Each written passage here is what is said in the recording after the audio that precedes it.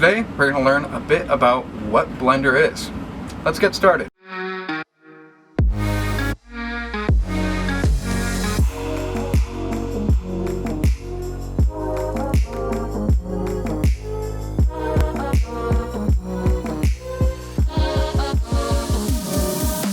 Hey there everyone, welcome back to Loop Coding Center's Maker Series.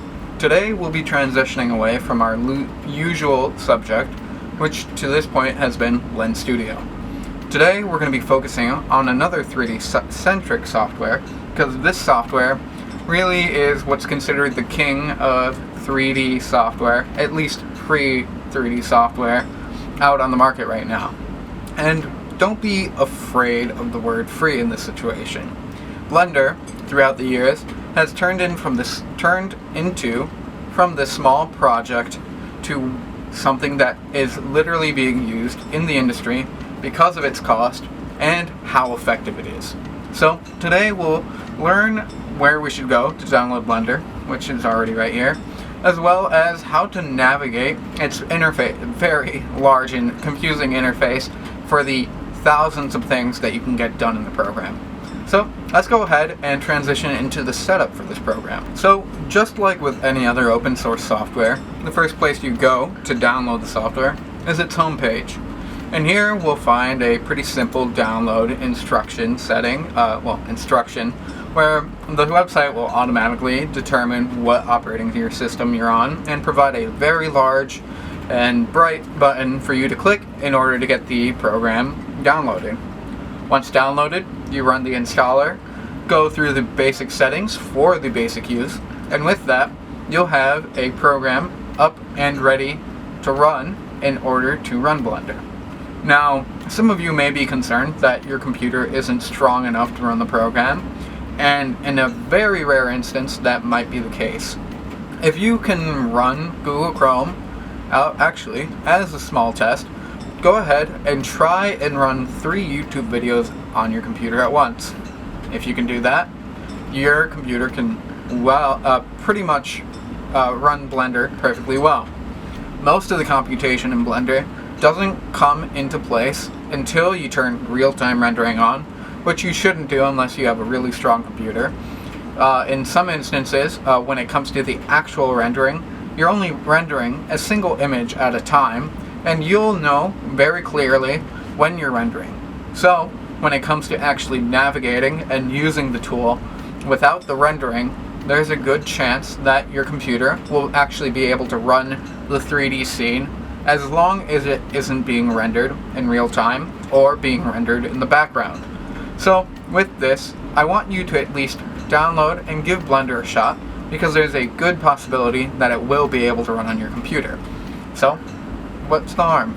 Once you have Blender downloaded and installed, you should be shown a window that just looks just like this. Now, to begin, you have a little modal overlay that will give you a couple of options to get started.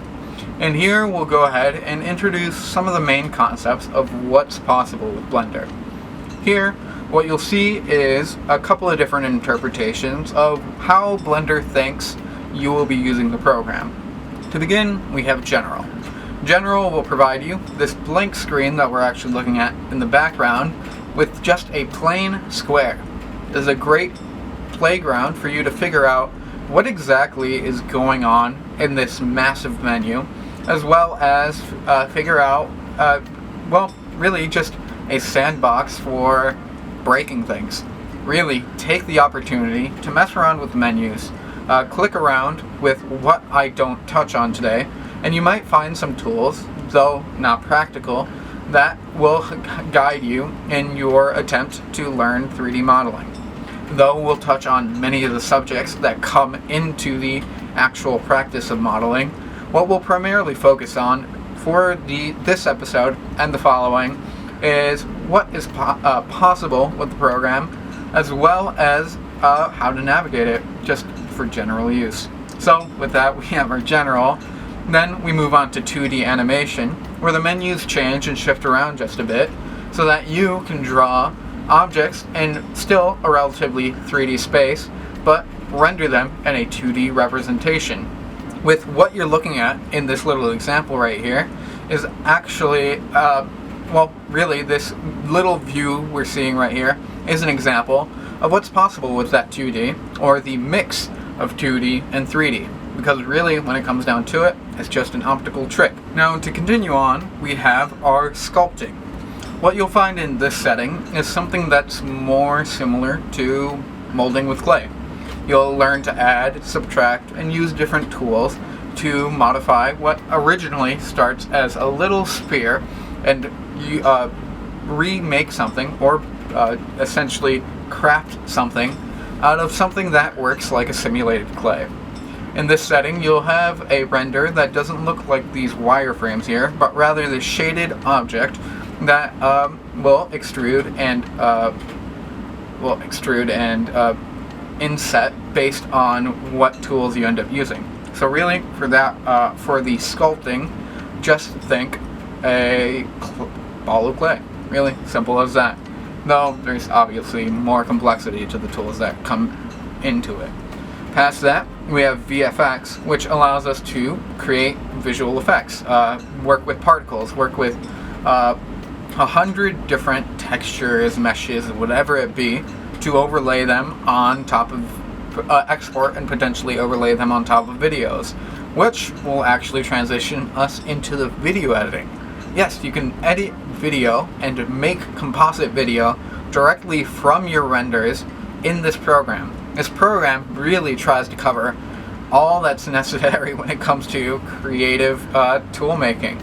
There's plugins that actually allow you to make your art directly through the program, but we won't focus on those for a long while. For now, just to give a quick recap, we have our general file for 3D modeling, 2D animation for 2D, sculpting for modeling and making 3D representations of things you like, VFX for visual special effects, whether it be for videos or for games, and video editing to essentially stitch together your renders or images that you build through this program. So to start and actually get into the meat of things today, the first thing we'll do is go ahead and just create a new general file. This will introduce you to the basic view of Blender. Here we'll find there's a lot to do. How do we start? Where do we even begin with this view? If you're a little intimidated and scared, first off I'd like to say, go ahead and start with your scroll wheel. This will allow for you to go ahead and, not what I want, with this you can go ahead and scroll in and out of your object.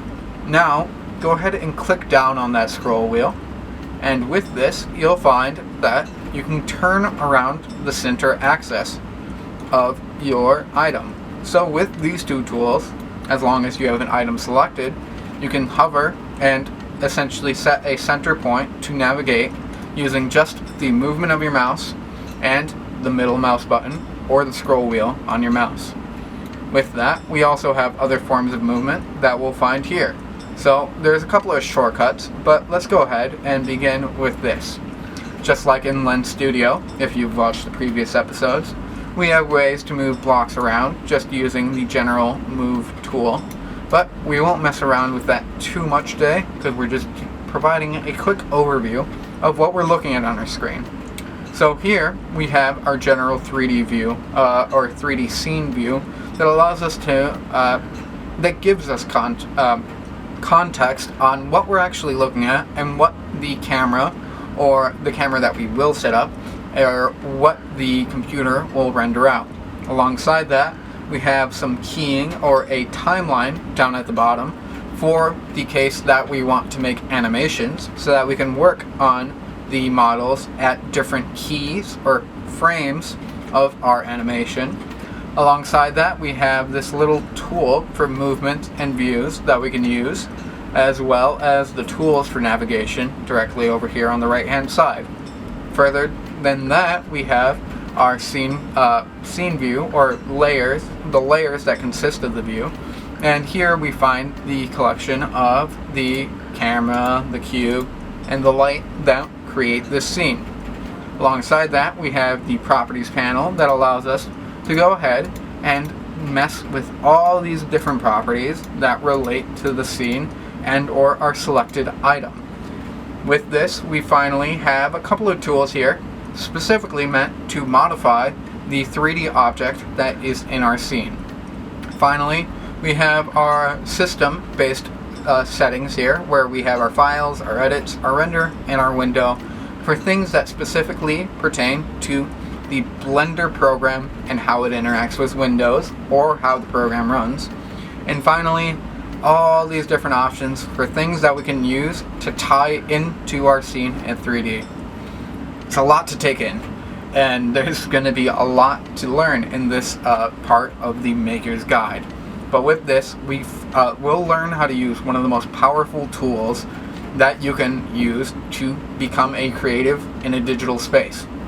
So with that, I hope you'll join me again next week, where we'll go into deeper depths in terms of what's possible in this general file, and from there we'll learn a bit about how to actually use the program, and past that, how to use the different templates that are already provided. So until then, have a nice week.